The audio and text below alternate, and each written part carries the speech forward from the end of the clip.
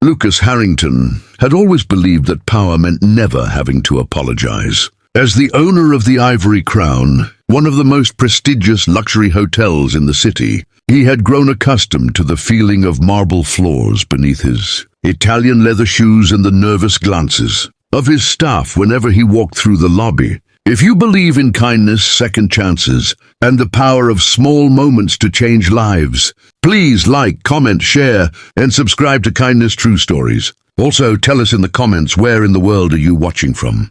He was 34, sharp-jawed, immaculately dressed, and completely certain that his opinion of a person defined their worth. That Tuesday evening, the restaurant was full of business elites and socialites, crystal glasses catching the chandelier light, soft piano drifting through the air. Lucas had just finished a call and was in a foul mood when he noticed a new waitress fumbling slightly as she sat down, a bread basket at the table near the window. Her hands trembled just a little.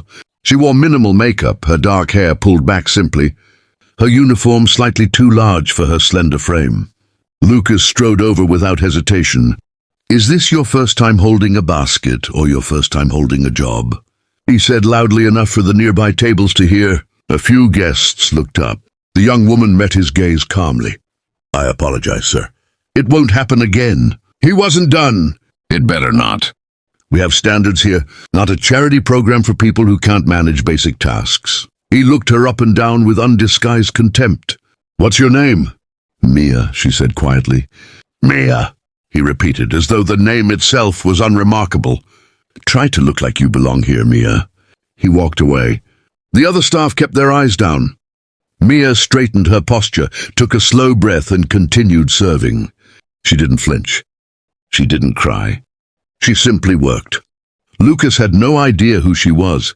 He had no memory of a girl named Mia Chen from 12 years ago, the girl he had dated for 2 years in college, the girl who had believed in him before he had money or a name, the girl he had quietly stopped calling when a wealthier opportunity walked into his life. He had moved on so completely that her face had simply dissolved from his memory, the way inconvenient things do for people who train themselves to forget. 2 hours later, the private dining room doors opened and Eleanor Harrington walked in, his mother. She visited the hotel occasionally and always carried herself with quiet elegance, nothing like Lucas's aggressive polish, but deeply dignified.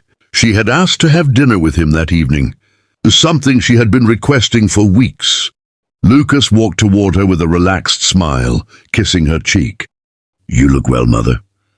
Eleanor wasn't looking at him. Her eyes had drifted across the restaurant floor and stopped. Completely stopped. Her face, always composed, went the color of ash. "Lucas," she said slowly, her voice strange. "That girl." The one carrying the tray near table 7. Lucas glanced over his shoulder, faintly annoyed. "That's just a waitress, new, barely keeping it together, honestly." Eleanor turned to him, and her expression was something he had never seen on her face. Before, a mix of disbelief and a grief she was trying to hold in place. "That is Mia Chen," she said. Lucas blinked. The name moved through him like cold water. Eleanor continued in a low voice. "Do you know what she's been doing these past 3 years? She became a surgeon, Lucas, a pediatric surgeon. She left her career, voluntarily, to care for her mother who had a stroke. She sold her apartment to cover the medical bills. She is working 3 jobs right now to keep her mother in a rehabilitation facility." Lucas said nothing. He felt the floor shift slightly under his feet. "I know her mother," Eleanor said. "We met at a charity board 2 years ago. I had no idea Mia was here, but I know her story completely."